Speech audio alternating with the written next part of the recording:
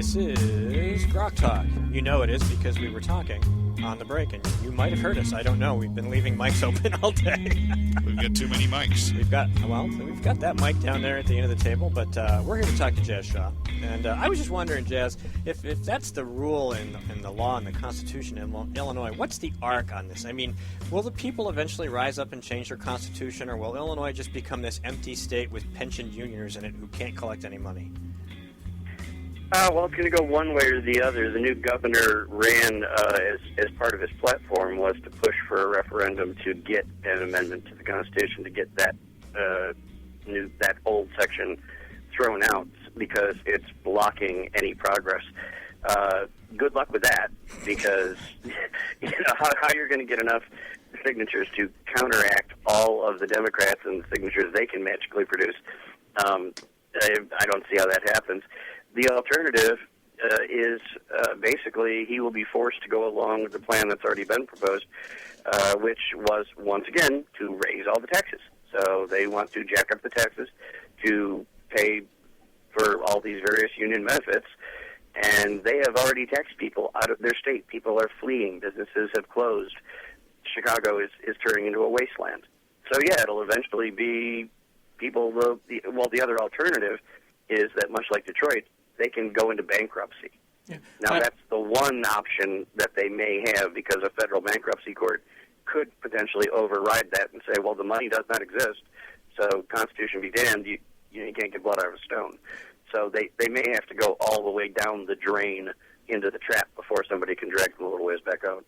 Yeah, I have a good friend, worked with him for years, and after he left the company, he and I have stayed in contact, and he moved out of Illinois specifically for the taxes. He's now in John Kasich's home state of Ohio, and he said, I just couldn't afford it anymore. He said they kept on going up and up and up, and he wasn't even in Chicago primary, or right in Chicago itself, but just outside of it, but still had to pay for all of the fiscal malfeasance. And he said, I got tired of it, and I sold the house, and we left. In fact, he actually moved before he could sell the house. He said, I just couldn't take it anymore on the income side.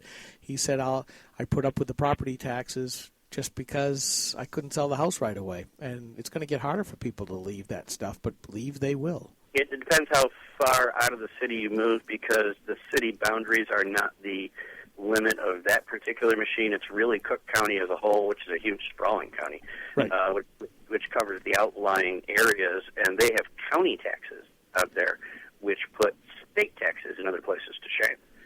And just the level of corruption in Cook County it's legendary. I mean, New Orleans laughs at them, Mike? Yeah, I was going to say, maybe it's time for a new secession movement for states to divorce their largest cities and prosper. Just imagine Illinois without Chicago, without Cook County. Just imagine Massachusetts without Greater Boston. Well, people have been imagining New York without New York City for a very long time. It was brought up as early that I can recall as the 1970s. There was a movement to try to just shear off New York City into a 51st state, which would be tremendous for upstate, because then we could start selling them all of our water instead of them just draining all of our water, which is a huge, huge, huge issue in New York. Not to mention the fact that we get hit with all their taxes to pay for all the benefits that go on in New York City. And the upstate area, which is largely rural and some smaller cities, very widely conservative, lower cost of living, it's a very nice place to live if you didn't have that gigantic Manhattan monkey on your back. Most recently, if you guys want to go Google the news, I happen to live upstate, by the way, and I'm in the southern tier right along the Pennsylvania border around the middle of the state. And because of the fracking moratorium and the refusal of the state to allow any new jobs or people to make money off their land through energy development, they've had a secession movement that started for 4 counties, including mine, and they want to secede and join Pennsylvania. How do you feel about that? I think it would be a wonderful idea, but once again, you have to get the legislature to agree to it. You could probably get the legislature in Pennsylvania to agree, but the New York legislature is still controlled by New York City, and that's never going to happen. So it's drawn a lot of mocking and tons of news coverage in the state, and it would certainly be wonderful. I would be happy to live with 1/3 of the taxes and be able to lease the land to some of my relatives around here for drilling, but no, I don't see it happening. Is that Binghamton? Binghamton. Yep. Binghamton. I was going to say I was born in Massachusetts, but I grew up in central and western New York, outside of Rochester, and I went to college in Buffalo. So I understand that most of New York has absolutely nothing in it. It's vineyards, it's woods, it's mountains, and most people are like, New York, oh, I think about the city, or maybe they think about Albany, or maybe they think about Buffalo, and maybe Syracuse because they have a college there with some teams that do okay. But most people don't have a clue that New York is this great, big, sprawling, open space. I always say, you're from New York. You go, oh, where in the city are you from? I'm not from the city. We have a camp up in the North Country. When you get up past Syracuse and the I-90 corridor, you get into the Adirondack Park and the mountains up there, and there are areas on our way to camp you can drive for literally 30, 40 miles, and there is not a building. Mm-hmm. There's just this one road that goes through there, and it's animals, the occasional campsite. Yeah.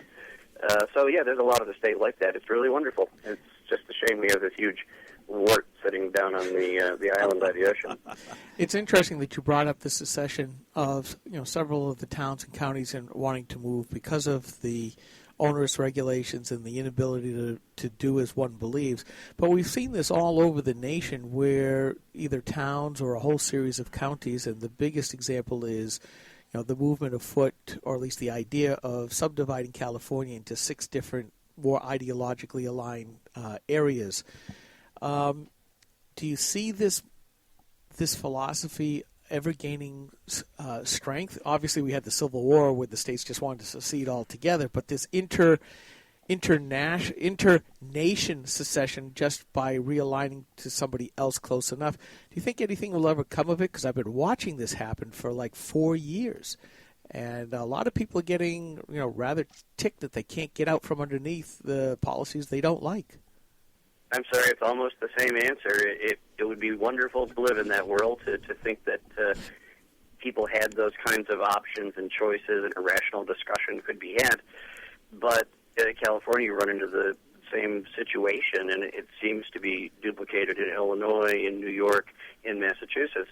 Wherever you go, there's a fair number of people, generally the ones who live in the lower cost of living, more rural, more conservative areas, who can see the benefits of that, but the rules are rigged against you, and you have to overcome the weight of the large numbers of people that you're trying to get rid of, and they have no incentive to do that because they're the ones benefiting from the system as it currently is. So I hate to be a Debbie Downer, but just in terms of prognostication and my own personal opinion, I'm not hopeful that we'll see anything like that in my lifetime. So, on a national basis, I've read more than one place that the United States is so philosophically different that it would actually function better as a sort of layered federal system of maybe 5 regional governments and 1 national government for overall defense. Well, yeah, as in the country class wants rid of the city class or the ruling class. I think it's probably the same problem. Yes, I'm sure it won't happen, but it's become close to ungovernable, and the nearer they approach a majority vote for everything instead of an intentionally layered system, senators by the states, electoral college, as they try to do away with those layers, essentially we end up with a giant pure democracy with 538 people voted for en masse.